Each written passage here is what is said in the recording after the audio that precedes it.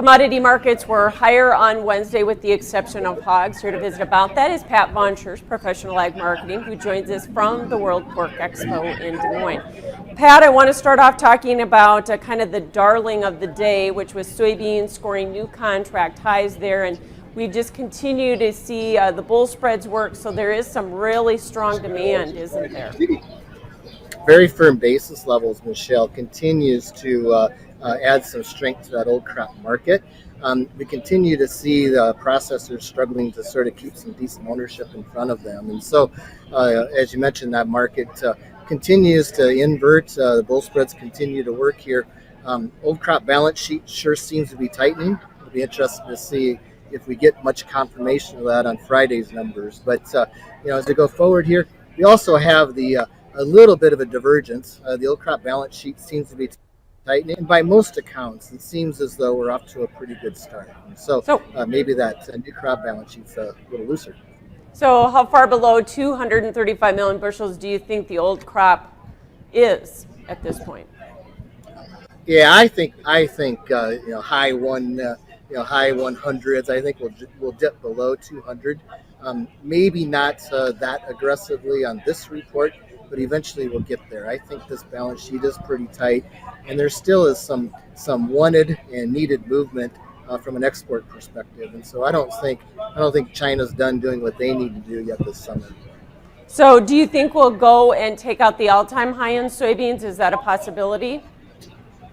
I think the probability of us being able to take out all-time highs is pretty low. I think just given the good start that we are off in the Corn Belt here today, it's going to be hard to sustain rallies if we continue to have beneficial weather. And so I think that's going to be a little bit of a challenge.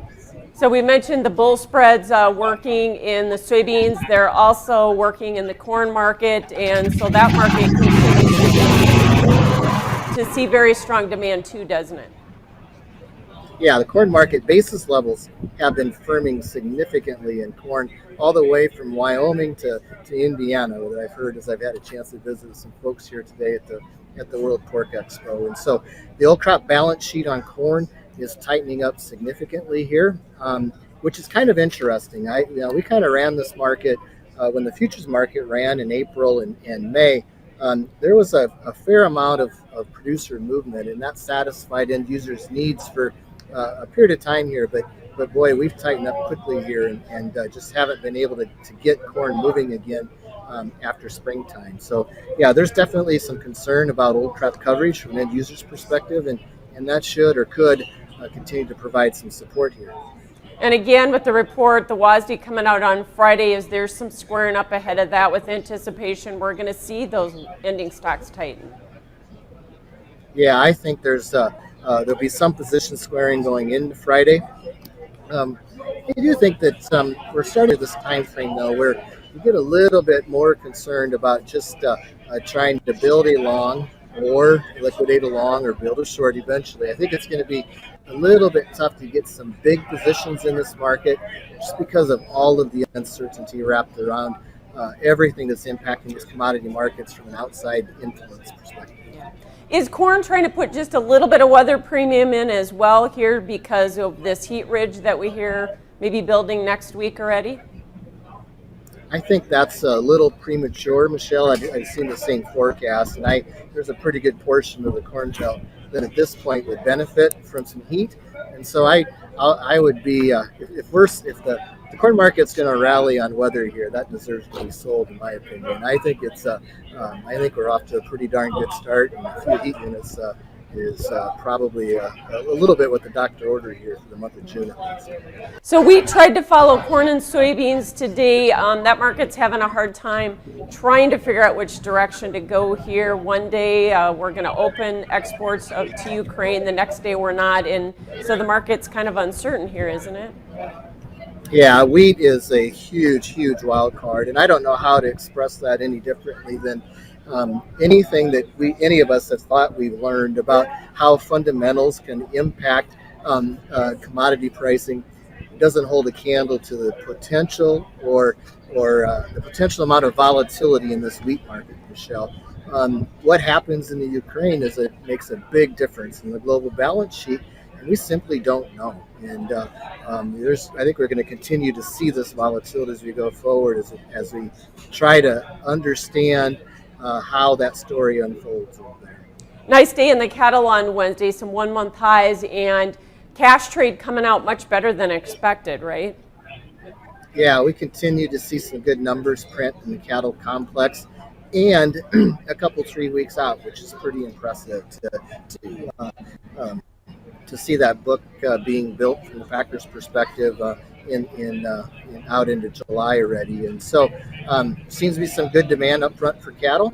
A little bit contrary to what we think we know about, at least as it relates to what the cattle on feed reports have been telling us. And so feels like we're tight, especially up here in the north. And hopefully we can roll that forward and continue to see this premium trade in the cash market. Yeah. Technically, the August contract's now above resistance and the 50% retracement level. Can we retest the highs there? If we do, it happens soon, in my opinion. I think as we go through this summer here, I think we're going to have to start to alternate our storyline from it being a supply side issue to more of a challenge as it relates to the demand side of things. And so I'm afraid that the $5 gas and other inflationary pressures is going to make it hard to maintain the demand that we're experiencing currently in the domestic market. Yeah, I'm sure that will have an impact on the pork sector as well, but hogs today couldn't even follow the cattle market. So what was going on there? Yeah, a little bit of a demand side problem there too. Certainly supply side on the hog side of things is supported to this complex, down 5% year to date, and expect for cattle or hog numbers to stay pretty tight here over the next month or so. But really struggling to get cut out to move higher here. And we really have been stuck in a range here for quite a while of not being able to move cut out above 110. Yeah, so do you think we'll stay range bound for a while here, or what do we have to go back and test the contract highs after the big plunge that we've had? Yep, I think we got a chance to get a little bit of a spike in product values, and cash values have maintained some real nice strength here. If the futures market, I don't believe that it's going to be able to generate enough momentum to get us back to those old highs, but we could see some nice corrective rallies back into 65 or 70% retracement sort of thing. So I think there's some possibilities to get some corrective rallies, and it's the right time of year for those things to happen. But just like in the cattle market, it's going to happen pretty soon, I think. Appreciate your analysis. Pat Von Church joining us with Professional Ag Markets.